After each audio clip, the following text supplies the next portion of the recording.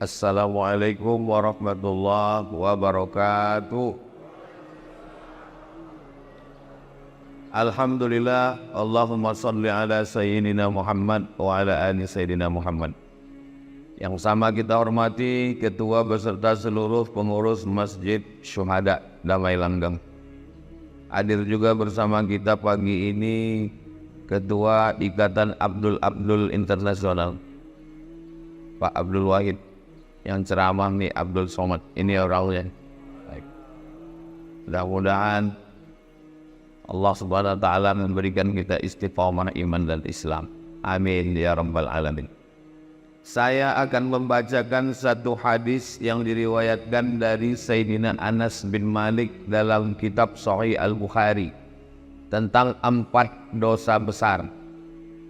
Nanti setelah hadis ini saya sampaikan, menjelang waktu sholat sunan isyraq, saya jawab beberapa pertanyaan. Setelah itu kita sholat sunan isyraq masing-masing. Setelah sholat sunan isyraq, kabarnya ada acara makan bersama di rumah masing-masing. Ada? Oh ada. Nah, itu mancing panitia aja. Ada kitab yang selalu dijadikan rujukan umat Islam dalam bidang hadis, Sahih Bukhari. Saking cintanya orang Indonesia dengan Imam Bukhari, maka bisa dihitung di antara kita ini semua pasti punya kawan atau keluarga namanya Bukhari. Paling tidak nama lakinya Pak Bukhari, nama kawannya Pak Bukhari, saking cintanya nama Bukhari. Apa arti Bukhari itu Pak Ustadz? Bukhari itu artinya orang Bukhara, nama negaranya Uzbekistan. Jadi kalau di ujung itu huruf iya, itu menunjukkan artinya orang. Misalnya Madinah, iya tambah di ujung, Madani, orang Madinah. Makki, orang Makkah. Pekanbaru, payah juga, Pekanbarui. Jadi kalau di ujung itu ada huruf ya, nisbah, itu menunjukkan asal daerah. Ada Imam Masjidil Haram namanya Syekh Ahmad Khatib Al-Minkabawi, berarti Minangkabau. Syekh Muhammad Yasin bin Isa Al-Fadani, berarti orang Padang. Abdul Wahid Al-Indragiri, orang Inhil, Indragiri. Damai Langgengi, Damai Langge. Nah, jadi Bukhari itu bukan nama. Bukhari itu artinya orang Bukhara, Uzbekistan, berbatasan dengan Afghanistan. Yang mirip-mirip nama negaranya, Afghanistan, Uzbekistan, Tajikistan, Kirgistan, Pakistan. Ini adalah ulama besar. Nama lengkap dia Muhammad bin Ismail bin Ibrahim bin Al-Mughirah bin Bardisbah. Muhammad bin Ismail bin Ibrahim bin Al-Mughirah bin Bardisbah. Kenapa Ustadz hafal cuman sampai Bardisbah? Karena Bardisbah ini atuknya yang kelima, mu'allab Persia masuk Islam. Dia bukan orang Arab. Jadi kalau ada orang mengatakan, saya ini Pak Ustadz tak bisa bahasa Arab, tak paham Quran karena bukan orang Arab. Imam Bukhari pun bukan orang Arab. Tapi ada yang bilang katanya Ustadz Somad orang Arab. Arab cemas, Arab maklum. Jadi Imam Bukhari ini orang Persia, atuknya mu'allab. Lalu kemudian umur 16 tahun dia pergi ke kota Makkah Al-Mukarramah melaksanakan ibadah haji.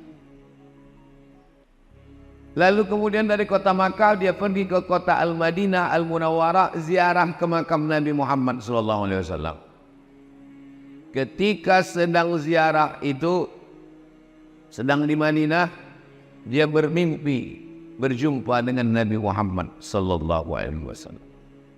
Ketika dia sedang bermimpi dengan Nabi Muhammad SAW itu, dia bermimpi dia sedang mengkibaskan kipas pengusir lalat. Lalu setelah dia terbangun, ditengok kitab takwil, makna mimpinya itu mengkibaskan kipas menghalau lalat, artinya bahwa dia membersihkan ajaran Islam dari hadis-hadis palsu. Karena lalat ini membawa bakteri kotor, najis, maka mengkibaskan kipas menghalau lalat artinya menghilangkan hadis-hadis palsu dari ajaran Islam. Dan memang akhirnya dia menulis kitab yang isinya sahih semua. Itulah dia dikenal dengan kitab Sahih Al-Bukhari. Kenapa disebut sahih?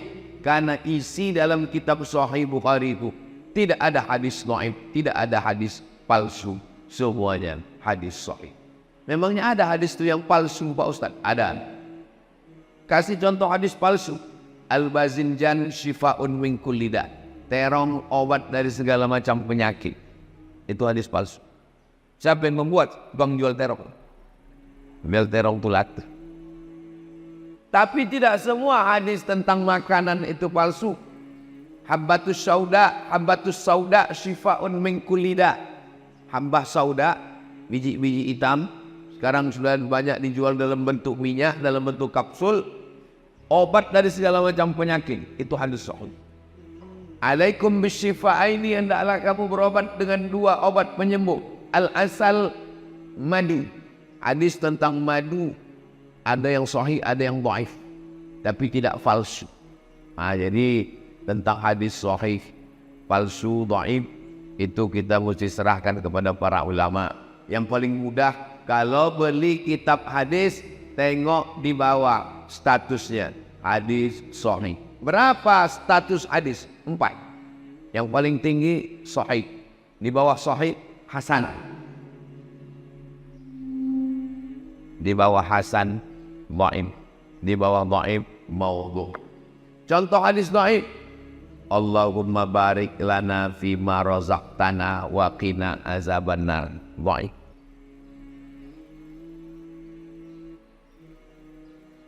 Awaluhu rahmah, awsatuhu maghfirah, akhiruhu itqun minan nar. Dhaif. Utlubil ilma walau bisin, tuntutlah ilmu walau ke negeri Cina. Dhaif. Masalah rupanya hadis dhaif ini. Kata Imam Nawawi, ajma'al ulama'u ala jawazil amali bil hadis dhaif. Ulama sepakat boleh mengamalkan hadis dhaif. Mana tahu nanti ibu bapak sedang makan, Allahumma barik lana fima razaqtana wa qina azabannar. Datang orang sebelah, itu hadis dhaif. Emang masalah buat lo? Hadis dhaif tidak masalah, tak apa-apa diamalkan. Dengan syarat 5. Pertama, bukan dalam masalah akidah. Dalam masalah akidah tak boleh hadis dhaif. Kedua, bukan masalah hukum fikih halal haram. Masalah halal haram tak boleh hadis dhaif. Ketiga, tidak ada periwayatnya yang kazab, pendusta, penipu, pembohong. Keempat, masih bernaung di bawah hadis sahih. Kelima, untuk fadail amal, motivasi beramal, boleh beramal dengan hadis dhaif. Likulli syai'in qalbun, segala sesuatu punya hati. Wa qalbul Qur'an Yasin, hatinya Al-Quran adalah Yasin. Iqra'uha ala mautakum, bacakan surat Yasin pada orang mati. Hadis dhaif boleh diamalkan karena bukan masalah akidah, bukan masalah hukum halal haram. Tidak ada periwayatnya yang kazab, pendusta, penipu, pembohong, masih bernaung di bawah hadis sahih, dan dia untuk fadail amal, motivasi beramal. Ini dikaji di pondok-pondok pesantren. Pondok pesantren yang di antara tua di Sumatera Barat, namanya Pondok Pesantren Inya Canduang. Didirikan oleh ulama besar tamatan Masjidil Haram, Syekh Sulaiman Ar-Rasuli. Syekh Sulaiman Ar-Rasuli Inya Canduang bersama dengan Inya Jaho membuat organisasi namanya PERTI, Persatuan Tarbiyah Islamiyah. Komisi Fatwa Perti Riau, namanya Abdul Somad. Ini orang. Pesantren Inyak Candong itu punya alumni, nama alumninya Abdul Wahid. Ini orang. Jadi beliau ini tamat pesantren Inyak Candong, lalu kemudian melanjutkan ke UIN Suska, Fakultas Tarbiyah, lalu kemudian menjadi DPRD Provinsi Riau 2 periode, lalu kemudian DPR RI, dan sekarang balihonya banyak berserak-serak. Asal nampak baliho 3, itu beliau ada saya satu, salah satunya saya. Tadi saya tengok baliho ini 3, rupanya 3 gambar saya. Adapun hadis yang mau kita kaji ini, bunyi hadisnya, Su'ilan Nabiyyu sallallahu alaihi wasallam anil kabair, an akbaril kabair. Nabi ditanya tentang dosa apa yang paling besar. Ada dosa besar, ada dosa kecil, ada dosa besar, ada dosa terbesar di antara dosa besar. Dalam hadis ini ada 4 dosa paling besar di antara dosa besar. Yang pertama kata Nabi, al-isyraku billah, syirik, mempersekutukan Allah. Siapa yang mempersekutukan Allah ini? Makanya nama perbuatannya syirik, orangnya namanya musyrik. Kata mereka Tuhan itu ada jantan ada betina.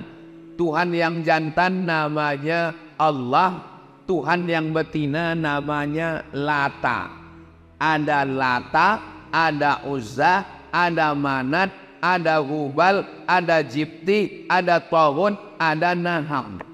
Tuhan jantan namanya Lata, Tuhan betina namanya, Tuhan jantan namanya Aziz, Tuhan betina namanya Uzza.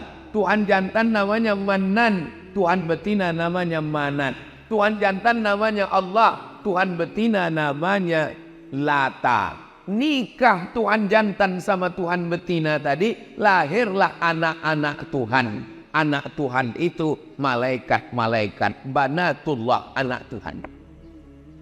Jadi tentang cerita Tuhan punya bini dan punya anak, itu kerja orang musyrik. Dari mana pemikiran Tuhan berbini beranak ini? Ini datang dari budaya Yunani kuno. Ada Tuhan jantan namanya Zeus, yang sekarang sudah masuk dalam game online dan judi online. Zeus ini punya bini Tuhan. Lalu lahirlah anaknya laki-laki, turun dari langit ke bumi. Nama anaknya itu Hercules, anak Zeus. Bini Zeus mati, kemudian Zeus berbini lagi. Bininya yang kedua ini jahat, kejam, memusuhi Hercules. Itulah setan. Jadi kalau ada bini jahat berarti tak ada, saya bilang begitu. Jadi mitologi namanya. Ketika datang Nabi Muhammad SAW, ajarannya yang pertama adalah jangan syirik. Makanya kalau orang mau masuk Islam, dia mesti bisa mengesampingkan ini semua. Ajaran pertama dalam Islam, la ilaha. Kau jangan menyembah pokok kayu. Menyembah pokok kayu itu syirik, karena menduakan Allah. Kita diajarkan 17 kali sehari semalam, iyyaka na'budu wa iyyaka nasta'in. Ini sekarang banyak orang iyyaka na'budu wa duku nasta'in. Kenapa berdukun itu syirik? Karena dukun-dukun berkawan sama setan. Dukun mintanya ke setan. Saya tak percaya Pak Ustadz dukun itu mintanya ke setan. Buka Quran juz 29. Ada satu surat namanya surat Al-Jin. Kenapa surat Al-Jin? Bapak dengarkan aja pengajian. Ya, terbaik. Karena pengajian subuh ini udah direkam. Kenapa surat Al-Jin? Karena memang makhluk jin itu ada. Siapa yang tak percaya kepada jin, berarti dia tidak percaya kepada surat Al-Jin. Kalau tak percaya kepada surat Al-Jin, berarti tak percaya kepada Quran. Jadi kalau ada orang katakan, kau jangan percaya kepada jin. Loh, memang ada dalam Quran. Yang tidak boleh itu adalah percaya bahwa jin bisa menguasai kita. Itu yang tak boleh. Karena yang berkuasa hanya Allah. La haula wa la quwwata illa billah. Makanya sebelum tidur malam dibaca Al-Fatihah sekali, Qul huwallah 3 kali, Al-Falaq sekali, An-Nas sekali, ayat kursi sekali, dihembuskan ke tapak tangan, disapukan ke muka, ke kepala, ke badan. Dibacakan Fatihah sekali, Qul huwallah 3 kali, Al-Falaq sekali, An-Nas sekali, ayat kursi sekali, dihembuskan ke air, diminumkan, dimandikan. Air yang sudah dibacakan ayat-ayat tak boleh dipakai cebok, diminum habis. Takut saya terkencing-kencing Pak Ustaz, siramkan ke pokok bunga. Kalau terganggu, yang anak gadis, yang cantik-cantik, jangan sombong.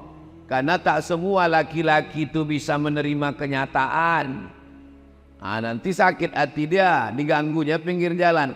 Adek, mau tak nikah sama abang? Diam kau kucing kurap, wih. Diambilnya air liur itu, dibawanya ke dukun. Dukun minta ke setan, dibacakannya mantra. Kak Kang telinga bosi mulut kesongkang gigi terkunci. Makan mie ayam, nampak muka jantan tuh bergelombang. Makan bakso, nampak muka dia. Pas mau makan gulai sate, nampak dia. Siang malam terbayang-bayang, makan tak kenyang, tidur tak lelap, kena pelet. Saya di rumah ada juga pelet ikan koi.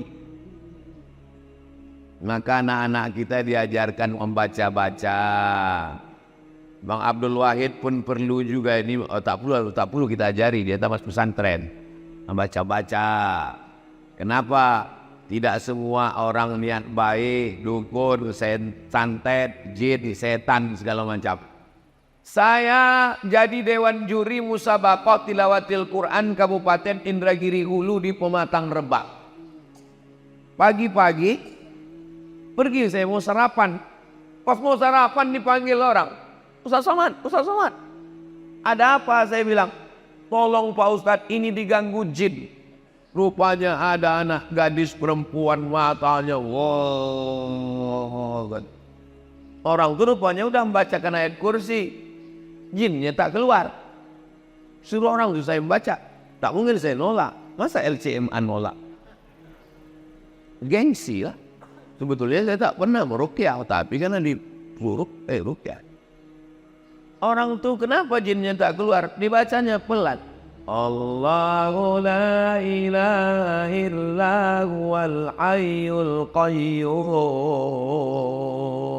Mana mau dia keluar? Pas disuruh saya membaca, saya bacakan. Karena perempuan tak boleh kita pegang kepalanya. Nah, kalau ada nanti orang ruqyah bilang, ini mesti dipegang. Ini jinnya kuat ini. Itu hantu dia tuh. Saya baca ke telinga sebelah kanan dari jarak jauh. Allahu la ilaha illa. Sadar dia. Entah jin itu takut, entah terlalu kuat, Allahu a'lam. Sehat dia. Alhamdulillah. Sejak itu takut saya. Sejak itu kalau ada orang kerasukan diganggu jin, saya kasih nomor kawan saya. Hubungi nomor ini. Satu hari salah nomor, rupanya nomor BNN.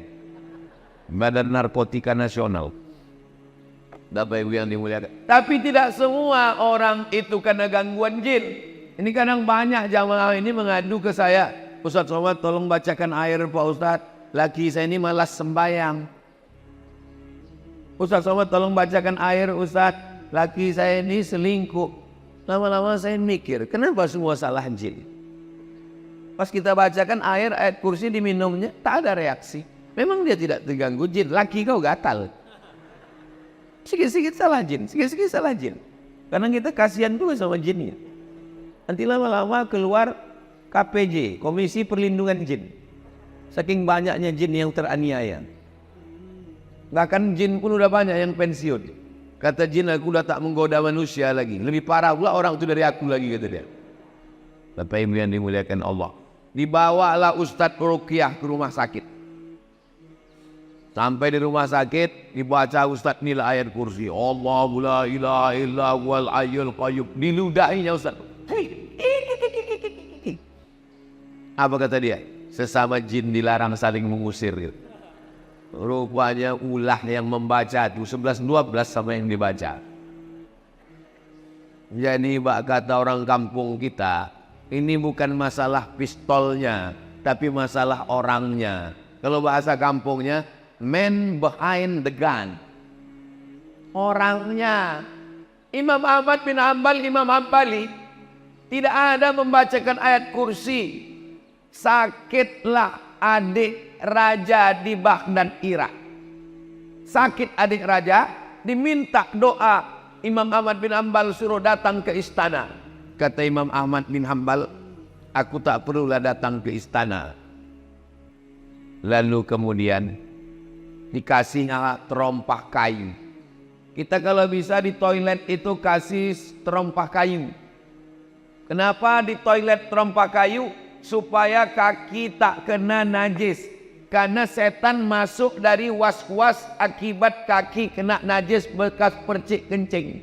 Waktu sedang sembahyang tuh, batal tak batal? Batal tak batal? Batal tak batal? Maka pakai terompah kayu. Imam Ahmad bin Hanbal mengasih terompah kayunya. Bawakan terompah kayuku ini, letakkan di dekat adik sultan yang sakit tuh. Diletakkan terompah kayu Imam Ahmad bin Hanbal, sehat. Tak perlu baca-bacakan ayat. Terompah kayu letakkan sehat. Hari berganti, musim berubah, pekan berubah, bulan berubah tahun, tiba-tiba kuman adik raja itu balik. Rupanya hari dia kuman itu, Imam Ahmad bin Hanbal meninggal dunia. Dibawakan orang tuh terompah kayu. Ini terompah kayu. Kata jin tuh, aku bukan takut sama terompah kayunya, tapi aku takut sama yang punya terompah kayu. Dan yang punya terompah kayu sudah mati.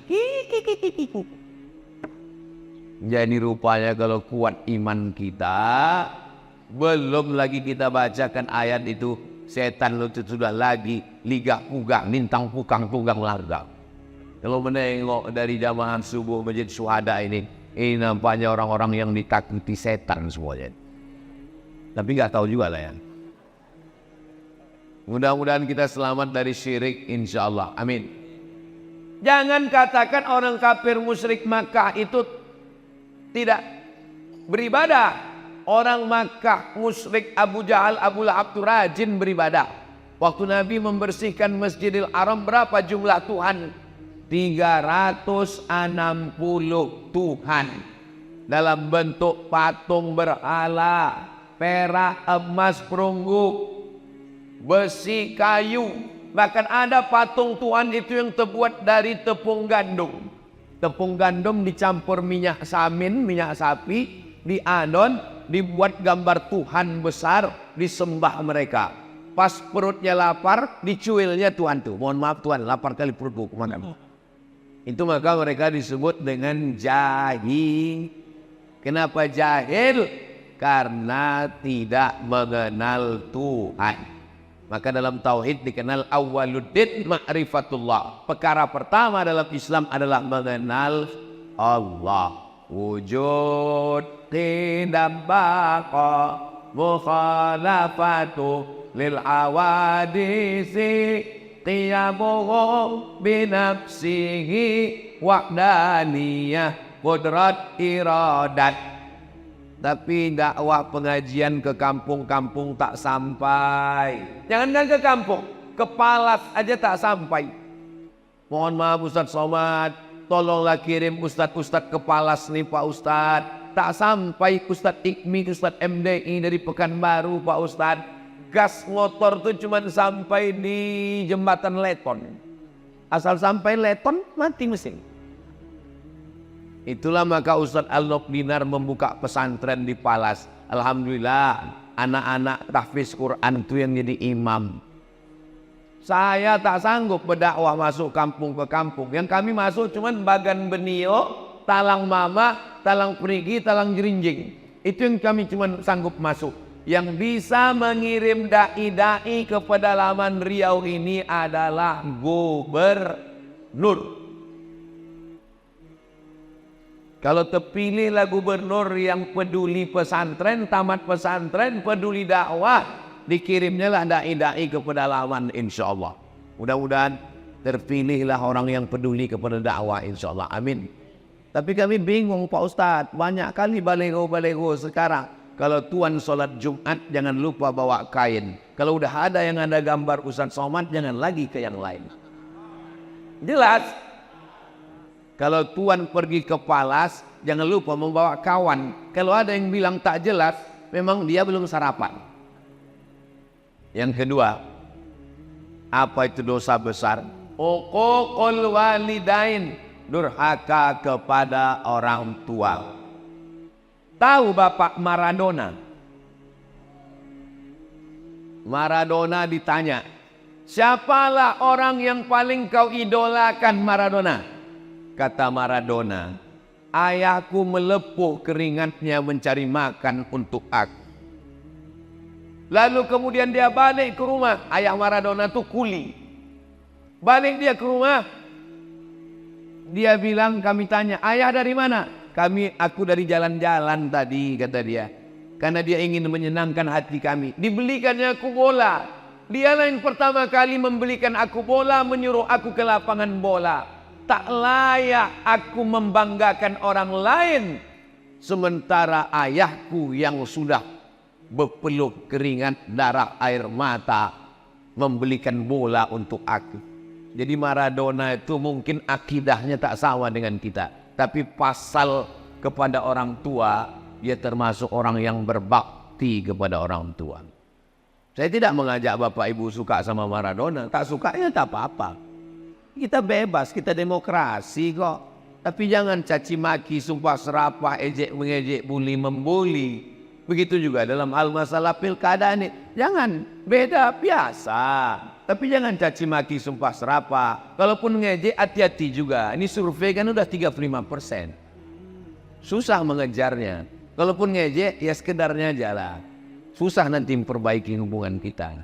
Saudaraku yang dimuliakan Allah Subhanahu wa Ta'ala. Jadi masalah orang tua, mudah-mudahan anak-anak kita ini semua anak-anak yang berbakti kepada orang tua, insyaallah. Amin. Yang ketiga, yang dosa terbesar itu adalah qatlun nafsi, membunuh. Membunuh, benci, sakit hati sama orang, sewa preman, tabrak, mati, kecelakaan, padahal membunuh. Sakit hati sama orang, pergi ke dukun, santet, dibunuh pakai jin. Jin bisa membunuh. Sahabat Nabi ada yang meninggal dibunuh jin. Namanya Sa'ad bin Ubadah. Dibunuh jin di dalam toilet. Memang udah sampai ajalnya, mati syahid. Kita sebelum masuk ke toilet, Allahumma inni a'udzubika minal khubusi wal khaba'is. Begitu kita bacakan Allahumma inni a'udzubika, maka langsung badan kita itu dipasang Allah penutup, sehingga jin setan yang ada di toilet itu tak bisa menengok kita. Saya pergi ke stasiun kereta api Pringsewu. Bahasa Jawa sewu itu artinya apa? Simu. Sewu, simu. Pringsewu, stasiun kereta api 1000 kamar yang ada di Semarang. Sampai di atas, kereta api ini punya Belanda. Sampai di atas saya ditunjukkan sama guide-nya, Ustadz Somad, ini ruangan jenderal Belanda. Toiletnya di luar. Jadi rupanya Belanda itu dulu tahu toilet itu tempat setan, dibuatnya jauh-jauh. Itu beda orang dulu sama orang sekarang. Orang dulu makannya di rumah, buang air besarnya di luar. Orang sekarang makannya di luar, buang air besarnya di kamar. Ustaz Somad ini ngomong gitu macam toilet dia tidak di rumah aja. Toilet saya di rumah, tapi ada dindingnya, ada pintunya. Ditutup, mau tidur malam ditutup. Baca doa. mau masuk ke dalam, Allahumma inni a'udzubika minal khubuthi wal khaba'is, dipasang Allah semacam protek pelindung, tertutup badan kita ini semua. Jadi orang yang tak baca doa Allahumma inni a'udzubika minal khubuthi wal khaba'is, masuk ke toilet, ditengok jin, ditengok hantu, ditengok setan. Syukur-syukur setan itu kalau cuma nengok, kalau dia streaming, hidup aja kamera, ditonton semua sama kawan-kawannya. Masa setan itu canggih juga punya handphone macam kita Pak Ustaz? Baca buku Isa Daud dari Mesir, judulnya Al-Hiwar Ma'a Jinnil Muslim. Teknologi jin lebih canggih daripada teknologi zaman kita sekarang. Mana buktinya? Jin Ifrit sanggup memindahkan kursi Balqis dari Yaman ke Palestina sebelum Nabi Sulaiman berdiri. Kata Nabi Sulaiman, ayyukum ya'tini bi'arsyiha qabla an ya'tuni. Siapa yang sanggup membawa kursi Balqis dari Yaman ke Palestina 3000 km sebelum Ratu Bilqis sampai? Apa kata jin Ifrit? Ana atika bi qabla an taquma min maqami. Aku bisa memindahkan kursi Balqis dari Yaman ke Palestina sebelum kau tegak dari tempat duduk. Tegak dari tempat duduk itu berapa detik? 5 detik kalau tak kena osteoporosis. Cobalah tegak. 1, 2, 3, 4, 5. Pindah kursi Balqis. Ada sekarang orang yang bisa memindahkan ini 5 detik ke Palestina? Tak ada. Kalau ada kita minta jasa dia memindahkan supaya Benyamin Netanyahu itu pindah ke Damai Langgeng. Sampai sini baru kita gulai dia. Asam podeng.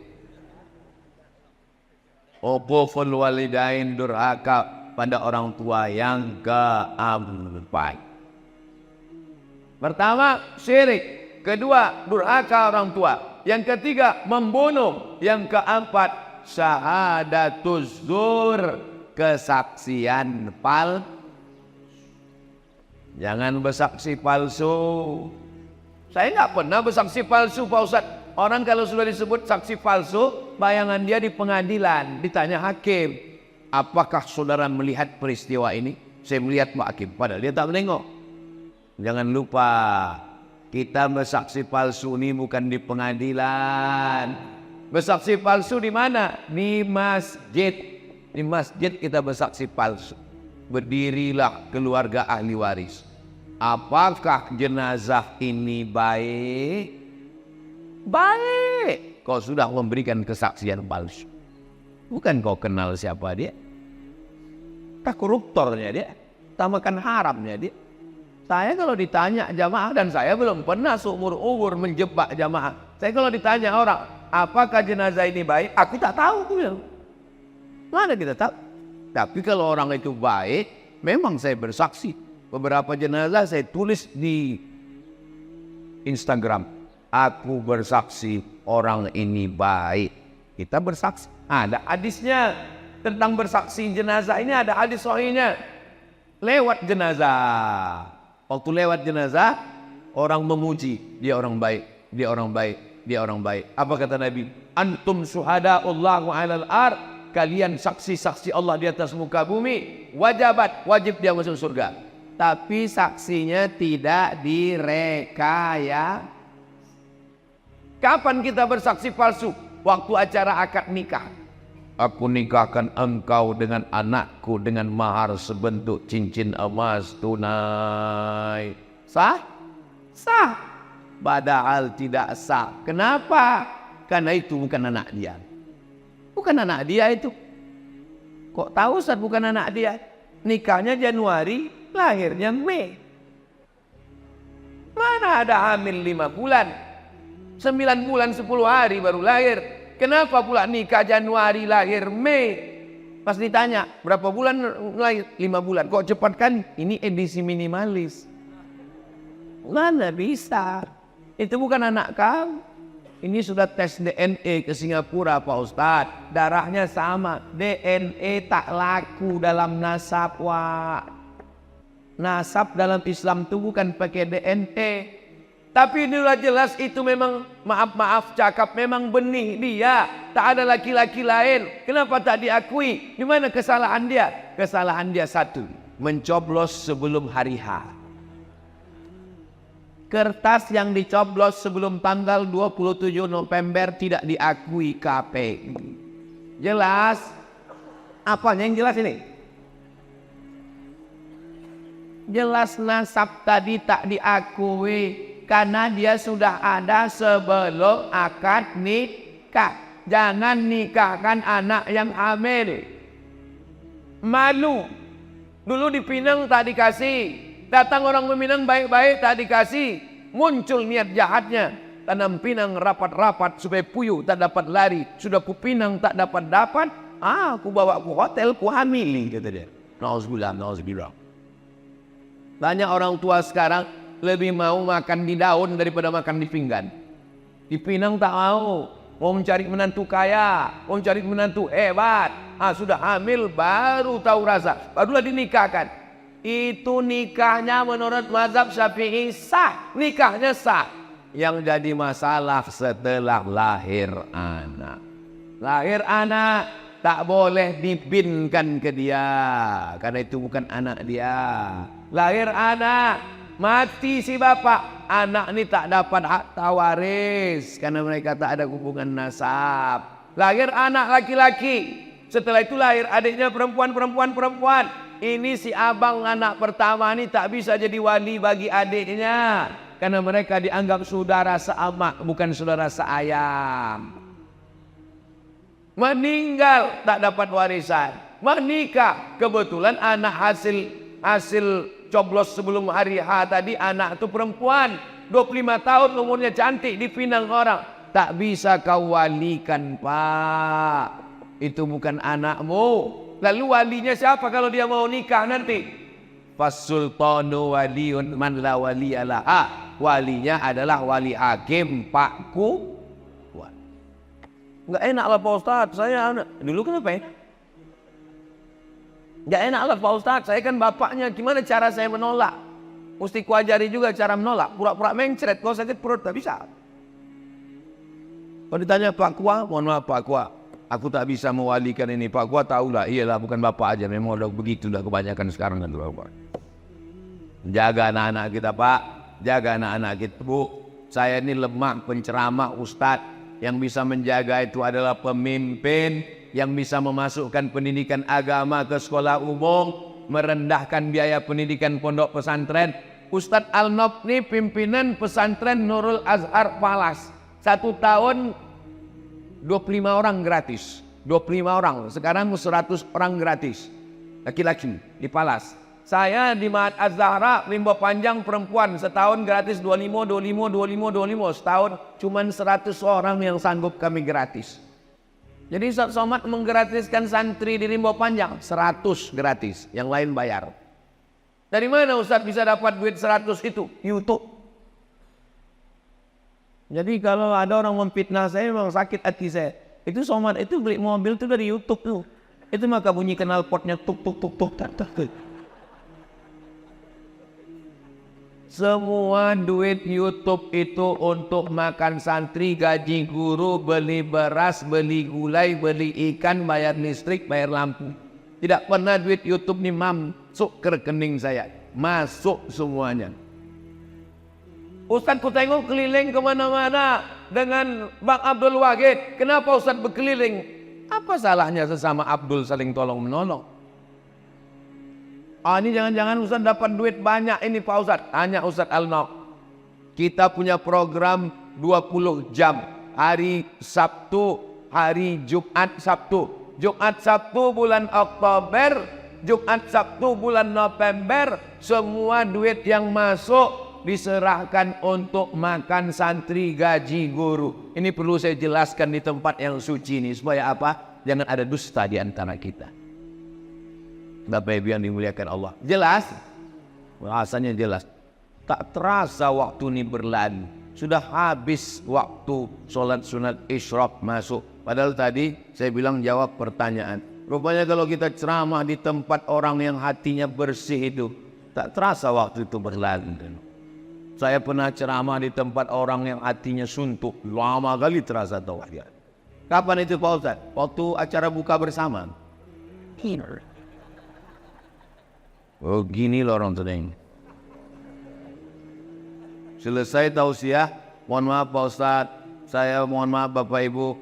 Saya tadi waktu tausiah itu lama kali saya rasa, saya bilang. Kata jamaah itu kami yang mendengar lebih lama lagi Pak Ustaz. Saya jawab dulu ini dulu, habis saya jawab baru kita sholat sunat isyraq 2 rakaat. Saya seorang muslimah sudah tak muda lagi, usia 35 tahun. Masalah umur ini bukan masalah angka, Besti. Umur ini masalah rasa. Saya nih rasa saya sekarang rasa 27 aja. Beberapa bulan yang lalu datang seorang laki-laki berusia 28 tahun. Ingin menjalani hubungan serius dengan saya. Kalau memang dia serius, jangan cuma berani bawa mawar, tapi berani bawa mahar. Saya selidiki laki tersebut ternyata pekerjaannya seorang pembeli berondolan sawit. Mantap. Dan dia mau sholat tapi belum 5 waktu. Tambah. Kemudian pas hari Jumat beliau saya WA di waktu sholat Jumat dan dia menjawab WA saya dan kita chattingan sepanjang waktu sholat Jumat. Jangan terima lagi. Sedang Tuhan aja dia khianati, apalagi kamu. Dan saya menolak beliau dengan alasan perbedaan usia yang jauh. Masalah umur tak masalah. Nabi Muhammad dengan Khadijah jauh 15 tahun, tak apa-apa. Dalam hati saya karena pekerjaan beliau yang saya ragu kehalalannya. Yang jadi pertanyaan, ini curhat banyak kali nih. Apa pekerjaan sebagai pembeli berondol itu halal? Jual belinya sah. Pekerjaannya halal selama tidak ada unsur tipu, tidak ada unsur kazib bohong, tidak ada unsur zulm aniaya, maka jual beli berondol sah. Apakah saya salah berdosa karena telah menolak sinyal jodoh dari Allah di usia saya? Istikharah. Masalah dia tak sembahyang Jumat udah kena pancing sekali, kasih tahu, Bang, kemarin kita chatting hari Jumat tuh, kenapa kau chatting terus? Berarti kau tak sembahyang Jumat. Dek, sebetulnya abang musafir. Oh, tak boleh kita sembarang tuduh. Mudah-mudahan dia sholat. Kalau dia mau, bagus. Terima dia dengan baik. Mudah-mudahan jadi keluarga yang sakinah, mawaddah, warahmah. InsyaAllah. Amin ya Rabbal. Hah? Mana? Makin-makin kecil tulisan ini, Ustaz. Anak saya mondok di Mojokerto. Dari tahun kemarin kelas 1 SMP. Dari pertama masuk anak sudah diganggu oleh jin. Anak saya tetap bertahan dan selalu beberapa bulan kuku anak saya dicabut satu persatu oleh jin ini. Anak saya sering pulang hampir 1 tahun begitu terus, Ustazah. Anak saya suruh pindah pondok, tidak. Saya mau bingung, akhirnya kenalkan kelas 2 SMP, loh kok ini dicabut lagi kukunya. Oh berarti ini jin PKI ini. Suka mencabut kuku. Kalau suka mencabut alis mata, itu jin perempuan. Dan suka mencabut alis. Setiap saya carikan tombol ke ustadz jawabannya yang selalu menakutkan. Saya kasih nomor Ustadz Faizar, spesialis jin. Nanti minta ke Ustadz Alnop ya. Saya tak berani nge-share nomor dia, nanti terganggu dia. Nanti saya kasih ke nomor Ustadz Alnop, Ustadz Faizar. Saya buat biar tak susah mencari nama Ustadz Faizar ini, saya buat di sini Ustadz Jin. Nah, Ustadz Jin. Tengok Ustadz Jin. Itu Ustadz. Kasih ke ibu nih nama Ustadz Faizar Jin. Ada lagi pertanyaan tadi? Udah catat nomor. Nanti kirim ke ibu itu nomor Ustadz Faizar. Bolehkah berhajat ingin rumah cepat terjual ditebus dengan puasa? Oh, jadi kalau rumah terjual puasa, kalau tak laku-laku tak puasa-puasa. Itu namanya nazar. Nazar itu membuat amalan sunat menjadi wajib. Nazar namanya. Aku bernazar nanti kalau begini-begini aku akan, kalau lulus anakku ini PNS aku akan berkurban. Kalau tak lulus aku tak berkurban sampai mati. Itu merajuk namanya. Hukum asal nazar itu boleh. Tapi kata Nabi, nazar itu untuk orang yang pelit. Pelit dia tak mau bersedekah, maka diikatnya dengan nazar. Tapi hukum asal nazar hukumnya boleh mubah. Tolong kalau sebelum bernazar itu diingat baik-baik. Khawatirnya waktu bernazar berjanji-janji sesudah selesai tak ditunaikan. Ada orang begitu. Pak Ustadz, saya kemarin bernazar. Apa nazarmu? Saya puasa Senin Kamis sampai mati. Matilah kau. Dia tak taat. Jadi sebelum bernazar tuh pikir-pikir baik-baik. Saya anjurkan kalau nazar bagusnya nazar sodakoh saja.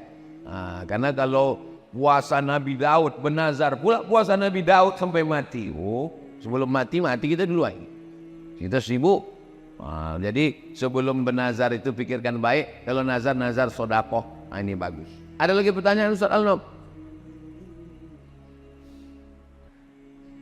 Apakah cerita Sa'ban dan Sa'labah itu termasuk hadis palsu Pak Ustaz? Hadis palsu. Usah diriwayatkan lagi. Usah disebar-sebarkan lagi. Man kadzdzaba alayya muta'ammidan, siapa yang berdusta kepadaku secara sengaja, falyatabawa maq'adahu minan nar, siapkanlah tempat duduk dari api neraka. Jadi kalau ada penceramah meriwayatkan hadis palsu satu hari sekali, sebulan booking 30 kursi di neraka jahanam. Hati-hati meriwayatkan hadis, kalau tak betul-betul sahih, tanyakan kepada ahlinya. Mudah-mudahan kita selamat dunia akhirat insyaallah. Ini ada pertanyaan, mana tadi pertanyaan Ustaz Al-Nob tadi mengirimkannya? Saya mengalami maaf cakap, keputihan terus menerus. Sebelum sholat saya bersihkan, dan ketika sholat keluar. Bagaimana Pak Ustadz? Laki-laki bisa mengalami namanya sulusul baul, baul kencing, sulusul rantai, sulusul baul kencing berantai, menetes tak putus-putus. Perempuan bisa mengalami dua. Pertama istihadah, darah tak putus-putus. Yang kedua cairan tak putus-putus. Maka cara mengatasinya bagaimana? Dibersihkan sebelum masuk waktu sholat. Pergi ke toilet, bersihkan, sesudah itu pakai pembalut. Setelah dipakai, berwuduknya setelah masuk waktu. Jadi kalau zuhur jam 12.15, jangan berwuduk sebelum azan, sebelum masuk waktu. Begitu mendengar suara azan, Allahu Akbar, Allahu Akbar, masuk ke toilet, bersihkan, pasang pembalut, maka yang menetes setelah wuduk tadi, ma'fu anhu, termaafkan. Bisa terjadi tiga. Pertama, sulusul baul, kencing tak putus. Kedua, istihadah, darah tak putus. Ketiga, cairan yang tak putus keluar. Khurujus syai'i anis sabilaini, keluar sesuatu dari dua jalur, dari kubul bagian depan, dubur bagian belakang. Kalau keluar dia batal wudhu, kalau batal wudhu batal sholat. Tapi ada keringanan, kalau dia menjadi penyakit berobat, berkusuh. Kalau tak juga sembuh, maka dia menjadi ma'fu anhu, termaafkan. La yukallifullahu nafsan illa wus'aha. Itulah kaji kita subuh ini. Mudah-mudahan berkah. Kita sholat sunat isyraq.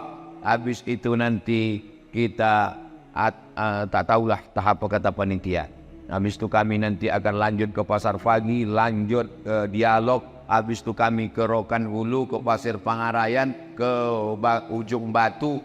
Jadi Ustaz Somad ini keliling-keliling terus nih sampai kapan? Sampai tetes darah penghabisan.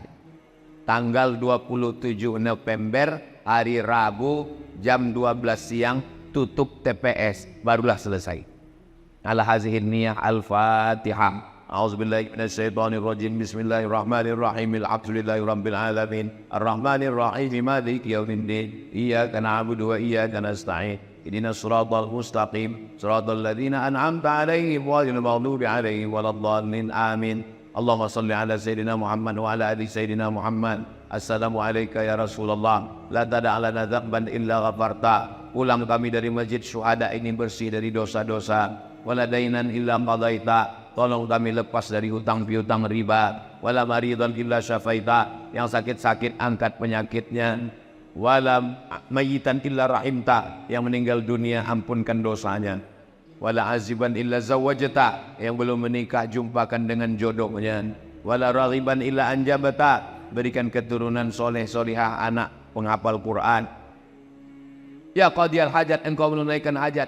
Iqdi hajatina, tunaikan segala hajat kami. Allahumma rzuqna imaman adila, berikan riau pemimpin yang adil dan amanah. Pemimpin yang takut kepada engkau ya Allah. Pemimpin yang peduli kepada anak yatim, fakir miskin ya Allah. Rabbana taqabbal minna innaka antas samiul alim wa tub alaina innaka antat tawwabur rahim. Rabbana atina fid dunya hasanah wa fil akhirati hasanah wa qina azabannar. Wa sallallahu ala sayyidina Muhammad wa ala alihi wa sahbihi wa sallam walhamdulillahi rabbil alamin. Taqabbalallahu minkum minna wa minkum taqabbal ya karim. Salat sunat Isyraq 2 rakaat. Habis itu baru kita bersalam-salaman. Musolli sunatal Isyraq raka'ataini lillahi ta'ala. Terima kasih segala perhatian, mohon maaf segala kesilapan. Wassalamualaikum warahmatullahi wabarakatuh.